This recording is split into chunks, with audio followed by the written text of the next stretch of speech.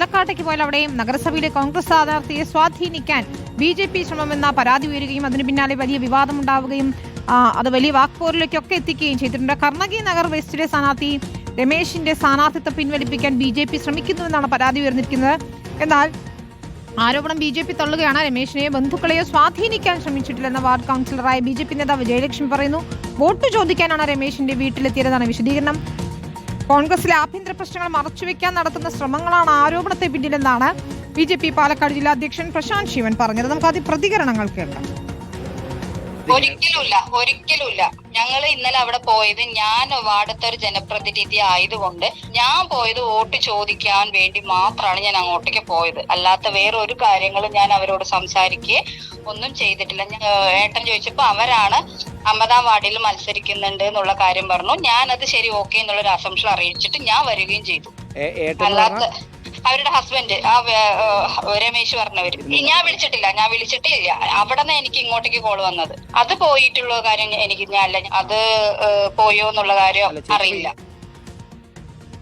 ഇവിടെ ജയലക്ഷ്മിയുടെ വാർഡിലെ ഒരു വോട്ടറാണ് അദ്ദേഹം. അവിടെ വാർഡിൽ രാത്രി 9:30 മണി, ഇപ്പോൾ തദ്ദേശ തെരഞ്ഞെടുപ്പ് നടക്കുന്ന സമയമാണല്ലോ, 9:30 മണി വരെയും 10:30 മണി വരെയും 11 മണി വരെയൊക്കെ വീട് കയറുന്നുണ്ട്. ആ വീടുമായിട്ട് പരിചയമില്ലാത്ത ആളല്ല ജയലക്ഷ്മി. ആ വീട്ടിൽ ആദ്യമായിട്ട് പോകുന്ന ആളല്ല ജയലക്ഷ്മി. അവിടെ അവർ ഇത്തരത്തിൽ സമ്പർക്കത്തിൻ്റെ ഭാഗമായി പോകുന്ന സമയത്ത് കോൺഗ്രസ്സുകാർ എന്തിനാ ബേജാറാകുന്നത്? BJPയുടെ കൗൺസിലർമാരെ കാണുന്ന സമയമാകുമ്പോഴേക്കും നിങ്ങൾ ഭയപ്പെടുകയാണോ? പിന്നെ സുനിൽ എന്ന് പറയുന്ന BJPയുടെ സ്ഥാനാർത്ഥി പോയി എന്ന് പറയുന്നുണ്ട്. അദ്ദേഹത്തിൻ്റെ വാർഡിലെ വോട്ടർമാർ അവിടെ താമസിക്കുന്നുണ്ട്. അവരെ കാണുന്നതിന് വേണ്ടി പോയിട്ടുണ്ട്. അവിടെ ആ പ്രദേശത്ത് ആ വീട്ടിൽ മാത്രമല്ല പോയിരിക്കുന്നത്, ആ പ്രദേശത്തുള്ള നിരവധി വീടുകളിൽ പോയിട്ടുണ്ട്. കോൺഗ്രസിനകത്തുള്ള ആഭ്യന്തര പ്രശ്നങ്ങളെല്ലാം മറച്ചു വെക്കുന്നതിന് വേണ്ടി ബോധപൂർവം കോൺഗ്രസ് നടത്തിക്കൊണ്ടിരിക്കുന്ന വ്യാജ പ്രചരണങ്ങളാണ് ഇതെല്ലാം.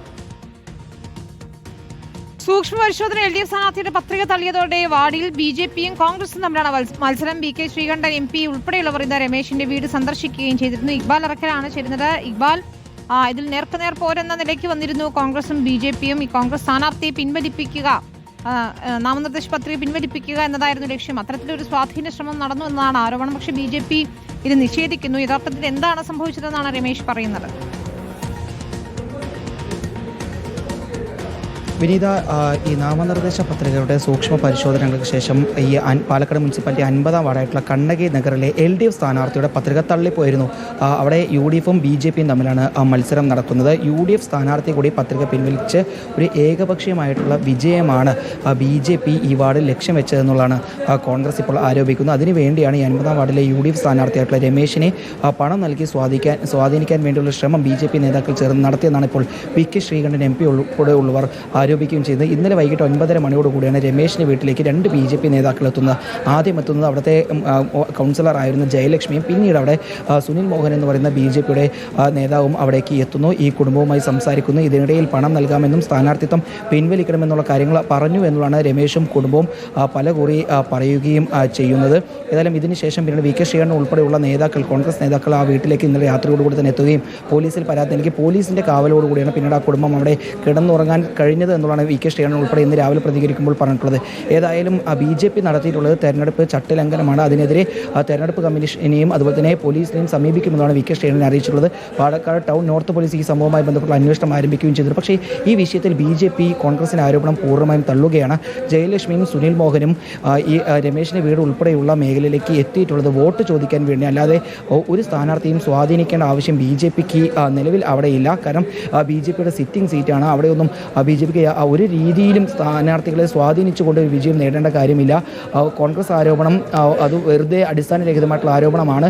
എന്തെങ്കിലും രീതിയിലുള്ള നടപടികൾ ഉണ്ടെങ്കിൽ അത് നിയമപരമായി തന്നെ നേരിടുമെന്നുള്ളതാണ് പ്രശാന്ത് ശിവൻ ഉൾപ്പെടെയുള്ള ആളുകൾ അറിയിക്കുകയും ചെയ്തിട്ടുള്ളത്. ജയലക്ഷ്മിയുമായി നമ്മൾ സംസാരിച്ചു. ജയലക്ഷ്മിയും പറയുന്നത് വോട്ട് ചോദിക്കാൻ വേണ്ടി രമേശിനെ വീട്ടിലേക്ക് എത്തിയ ആ കുടുംബത്തിന് 16ഓളം വോട്ടുണ്ട്. അതല്ലാതെ യാതൊരു രീതിയിലും സ്ഥാനാർത്ഥിയുമായി ബന്ധപ്പെട്ടോ അല്ലെങ്കിൽ സ്ഥാനാർത്ഥി പിൻവലിക്കുന്നതുമായി ബന്ധപ്പെട്ടോ ചർച്ച ചെയ്യുകയോ പറയുകയോ ചെയ്തിട്ടില്ല എന്നുള്ളതാണ് ജയലക്ഷ്മി പറയുന്നതിലും ഈ വിഷയത്തിൽ പോലീസിൻ്റെ ഒരു അന്വേഷണം നടക്കുന്നു. അതിനോടൊപ്പം തന്നെ തെരഞ്ഞെടുപ്പ് കമ്മീഷന്റെ ഒരു ഇടപെടൽ കൂടി തേടുകയാണ് കോൺഗ്രസ്. ശരി, ഇക്ബാൽ അറക്കലാണ് പാലക്കാട് നിന്ന് വിവരങ്ങൾ നൽകിയത്.